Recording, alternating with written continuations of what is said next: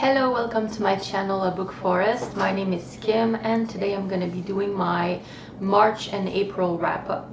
I was not able to do it earlier, but so I read about 8 books within those 2 months, which is great because April was not a good reading month at all. It was a dismal reading month, so March made up for it. As usual, I'm gonna go from the one I enjoyed the least to the one I enjoyed the most, and I'll talk a bit about each.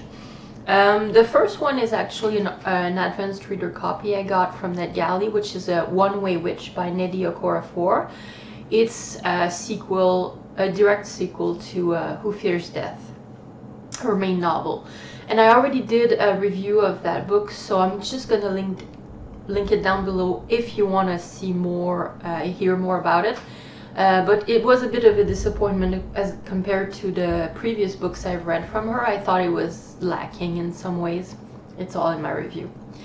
It wasn't that bad. I gave it 3 stars, but it was my least favorite for now, and hopefully the next one is better. Then I read on the Kindle Tales of the Great Coats by Sébastien de Castel. So this is a few short stories in the Great Coats series. His main series has 4 books, and it's really good, the Great Coats. I really enjoyed it. I read it a few years ago, and I wanted to keep going because there's another series after that linked. I think it has 2 or 3 books now. It's called Court of Shadows, but I wanted to finish off the Great Coats first.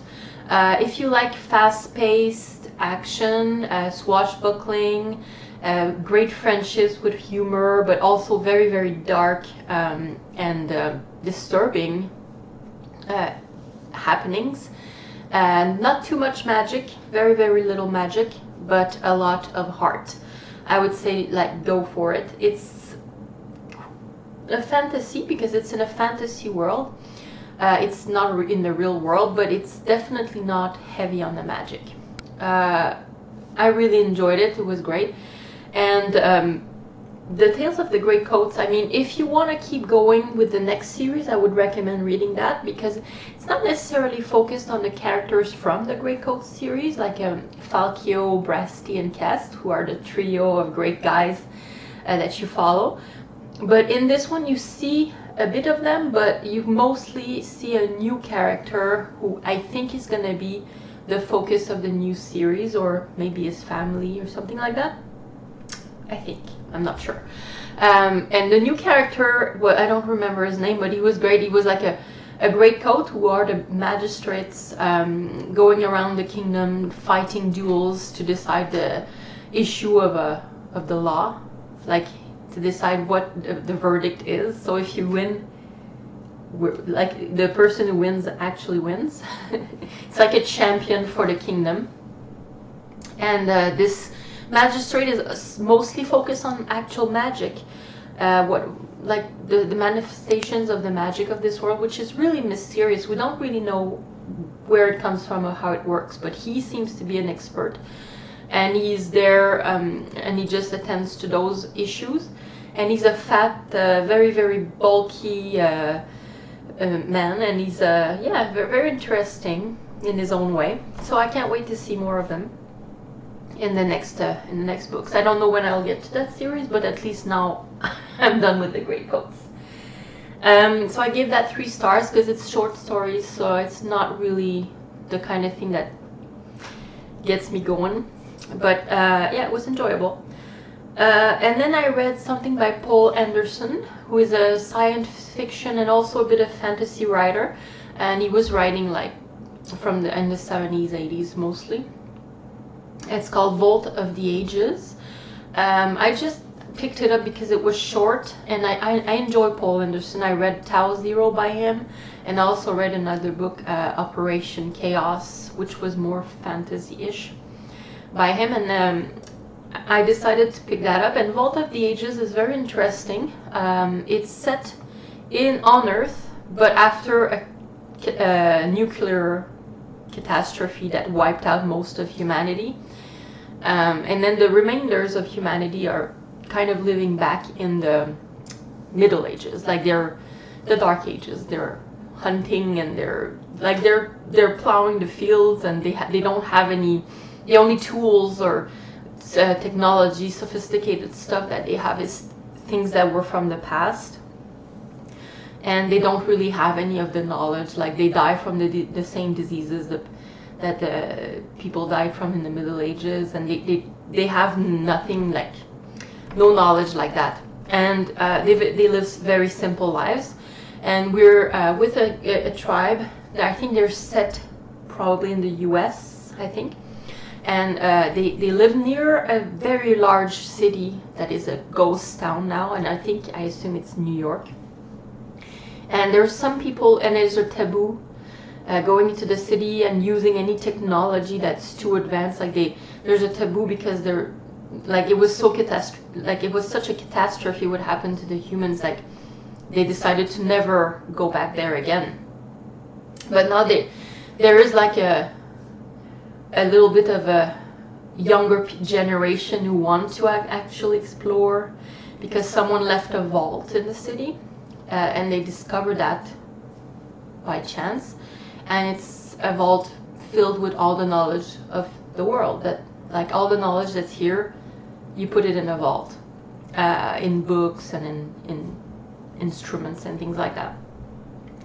And the younger generation, they're like, well, I think we could use that and make our lives better, because people are starving. Like there's conquerors from the north coming down because there's another the climate is going really cold and there's no food no more, so everyone is invading from the north. So and the young guy that's in the main protagonist, Carl, he's like, well, if we have the knowledge, we might be able to feed more people and to not die from those diseases, and we can avoid like the destruction that happened to our ancestors. Of course, it's the tug like push and pull between the kind of priests saying like, no, we can't touch that, and the younger guys like yeah, we should. And you're kind of left like, yeah, you probably will ameliorate your lives over the next few hundred years, and maybe you'll end up in the same place that your ancestors were in, but is it worth going for it? Like, is it worth having more technology? So that was very interesting, and it was a bit of the pacing was not the best, but it was great. Like you had the contrast of like the very bare living, essentially Middle Ages people with kind of access to technology they don't really understand. So, but we don't really spend that much time in the vault. It's more of the push and pull between the people. Anyways, it's worth a read. It's like very short. It's a couple of 100 pages, not even that. So if that interests you, I would recommend it. And then my next read that I read, it was Project Hail Mary by Andy Weir. It's a 4 stars for me. I was expecting it to be a 5 stars because a couple of years ago when it came out, everyone was putting it on their best book of the year list.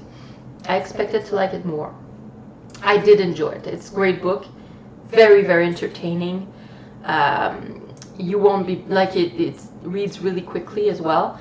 I would say most people say go in it blind, and I think that's a good idea because there's a lot of interesting stuff happening. It's great to have like the surprises, but yeah, the main setup, like of course, like from the cover you can see the person is in space, so it's someone who wakes up in space and he doesn't remember who he is or why he's there, basically, and the rest is super interesting. It's kind of the characters were a bit one-dimensional to my taste, a bit cliche, so that maybe that's why I didn't love it as much as other people, but I thought it was very original. So it's just that the characters' interactions and between most of the characters were a bit, I didn't think it was that believable, like they were so cliche.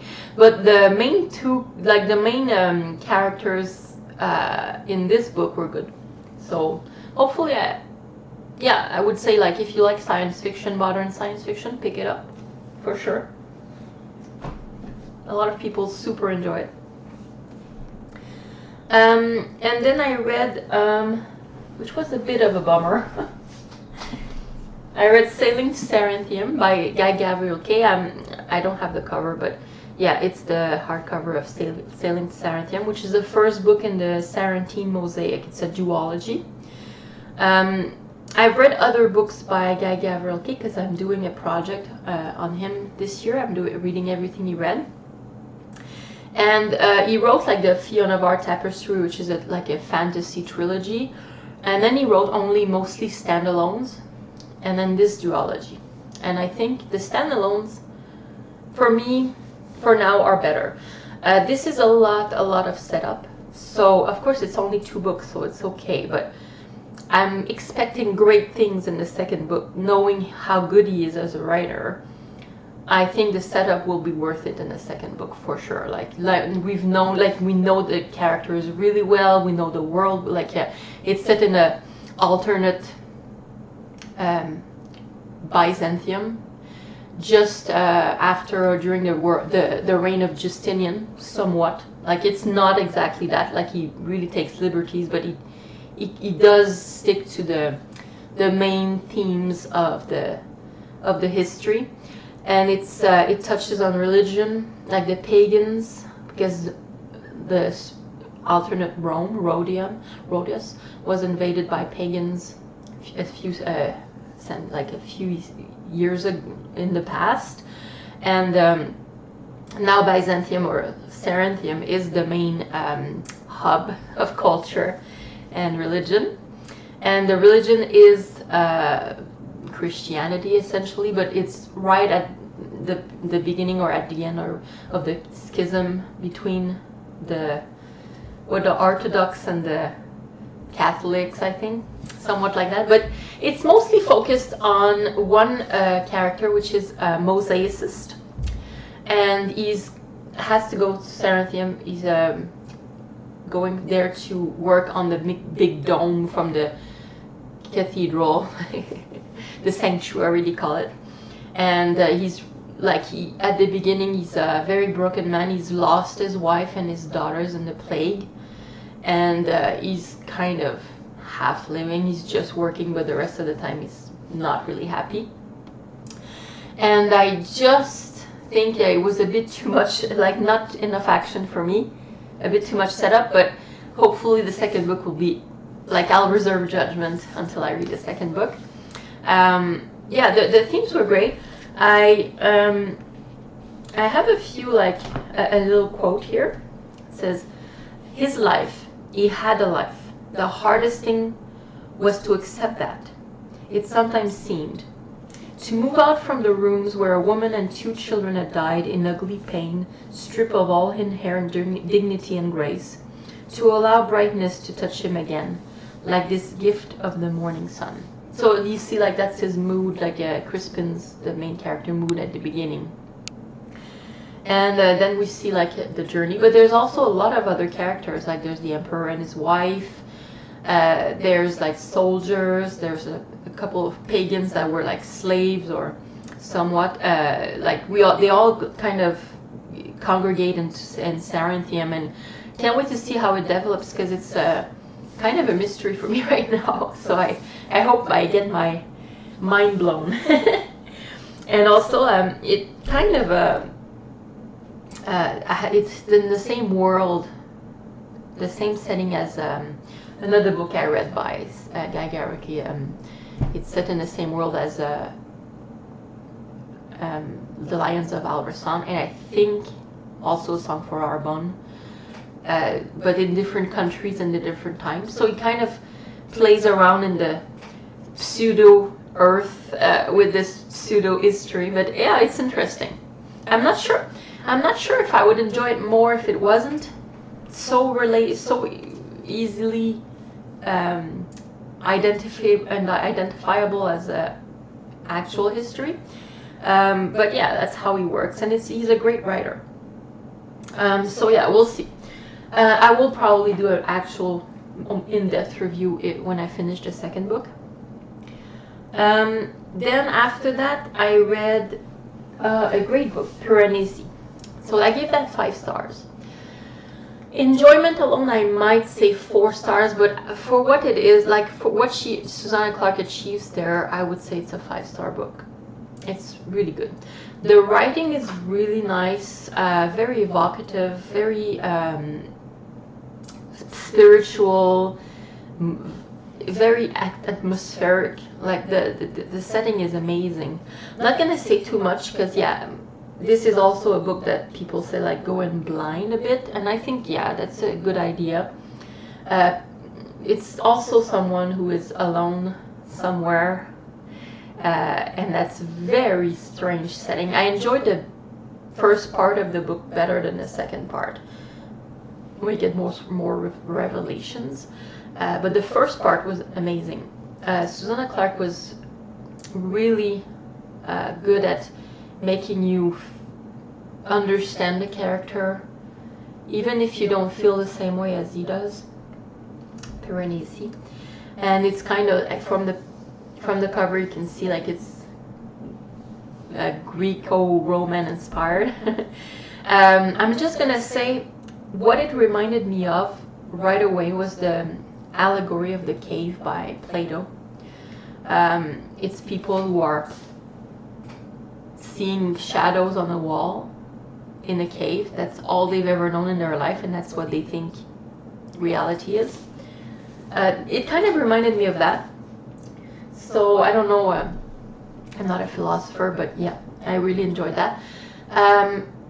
Yeah, the second part of the book was a bit more, I don't know, it took me out of it a bit, but it was a great book, so absolutely recommend. It's really short too, so there's no reason not to read it. And very spiritual, very interesting. Then I read Den of Wolves, the last book in the Blackthorn and Grimm trilogy by Juliette Merelier. I also did a dedicated review for the whole trilogy, so I'll link it down below if you want to know more. But I really love that book. It's a 5-star. For me, it really stuck the landing of the trilogy. I love Blackthorn and Grimm, who are the two main characters, and their evolving relationship. As just in the beginning, they're just like co-prisoners in a prison, and they're like just broken down human beings, and they evolve becoming like sort of allies and companions and very great friends. So it's very nice and very mythological. Yeah, it's lovely, that trilogy. But Juliette Merelier is one of my favorite authors, so check out the review I did. Then my favorite book this month was, well, in those 2 months, was The Lions of Al-Rassan by Guy Gavriel Kay.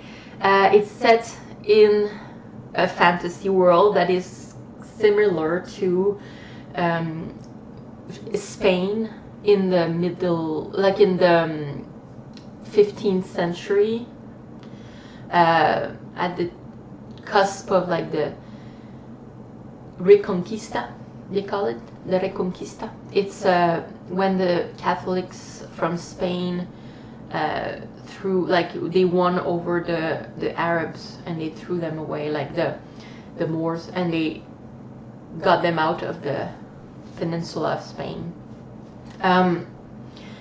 What I really loved about this book, like, there's so many things. It's an absolute masterpiece, to my opinion. It's the best I've read from Guy Gavriel Kay.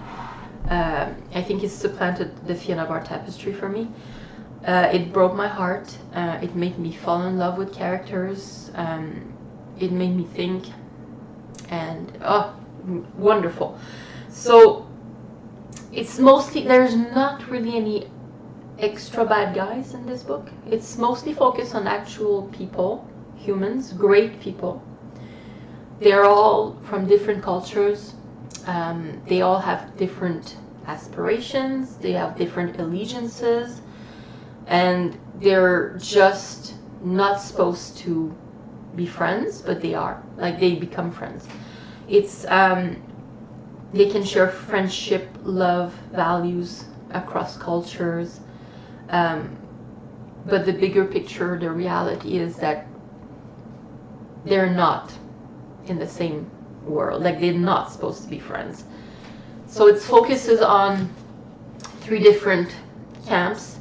You have the Esperanians, which are kind of like the Spanish Catholics. They're the Jedites. That's their religion. You have the Kindath, who are ostracized. They're kind of always roaming. They never, like that, the Jews of that time. And there's the Asherites, who are the Muslims, and their vestures, like all these cultures, like their vestures are behind them. The Esperanians were like a few centuries in the past, and the Asherites a bit more recent, but their golden age is over, and they're fighting over the land, and the Kindath are just trying to survive. Our main character, Kindath character, is a woman who is a doctor, very, very good doctor, like her father, and she lives in the Asherite land. And we have Rodrigo, who is one from the Jediite. He's like the Rodrigo El Cid, who is an actual historical character. Rodrigo is married. He's been married for years. He has teenage sons, teenage kids, and he's very close to the king, but now he's exiled because of something he did. And then there is also a character who is the same, but for the Asherites, in the Al-Rassan. And it's kind of Andalusia in Spain. Like you have the beautiful buildings, like the Alhambra, for example, or in Cordoba, they have like the mosque in Cordoba. It's beautiful, cultured. They have, like, they're refined compared to the Jedites from the north, who are a bit more rough. And all these people end up in the same place, and they meet, and greatness happens. But is it meant to be? What are their ultimate allegiances? Are they gonna put friendship first? Are they gonna put love first? Are they gonna put crown and country first? Religion? Friendship? Are they gonna put their profession first? Like, all of these are battling against each other in this world. It's amazing. Like, I just cannot believe how well he did this in just one book. I have my tears coming to my eyes. And then he broke my heart at the end, so yeah. Oh my god, it was great. So I'm gonna stop crying now and just say, like, go read this book. It's the greatest, I think, from what I've read, is the best starting point for Gabriel K as well. Yeah, so that was what I read in March and April. So let me know if you read any of these, what you thought about them, and let me know if I encouraged you to start one of them, and see you next time.